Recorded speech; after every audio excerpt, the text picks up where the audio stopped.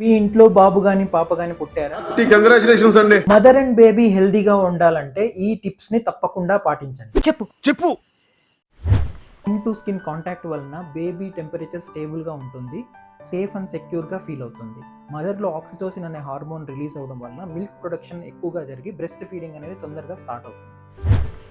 Baby temperature maintain చేయడానికి ఎల్లప్పుడూ cover చేసి ఉంచాలి. అవసరమైతే క్యాప్, గ్లౌజ్, మిటన్స్ లాంటివి వాడాలి. ప్రతి 2 గంటలకోసారి పాలు పట్టించాలి. దాని తర్వాత 15 నుంచి 20 నిమిషాల పాటు ప్రాపర్గా బర్పింగ్ చేయించాలి. దీని వలన బేబీ పొట్టలో ఉన్న గ్యాస్ ఫామ్ అవడం తగ్గుతుంది, ఆస్పిరేషన్ రిస్క్ నుంచి కూడా కాపాడుతుంది. బేబీ పుట్టిన సంతోషంలో చాలా మంది వచ్చి కలుస్తూ ఉంటారు. అలా చేయడం తప్పు.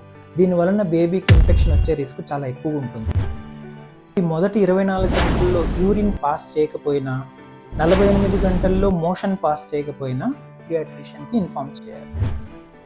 బేబీస్ని స్వాడల్ చేసి ఉంచడం వలన అమ్మ కడుపులో ఉన్న కంఫర్ట్ని పుట్టిన తర్వాత కూడా మనం క్రియేట్ చేయాలి. అన్నిటికంటే ఇంపార్టెంట్, మదర్ని హ్యాపీగా, కామ్గా, స్ట్రెస్ ఫ్రీగా ఉంచాలి. దీనివలన మిల్క్ ప్రొడక్షన్ బాగా జరిగి మదర్ అండ్ బేబీ యొక్క బాండ్ అనేది బాగా స్ట్రాంగ్గా ఉంటుంది. ఈ టిప్స్ని మీ నియర్ అండ్ డియర్కి షేర్ చేయండి. వీడియో నచ్చితే లైక్ చేసి ఫాలో చేయండి.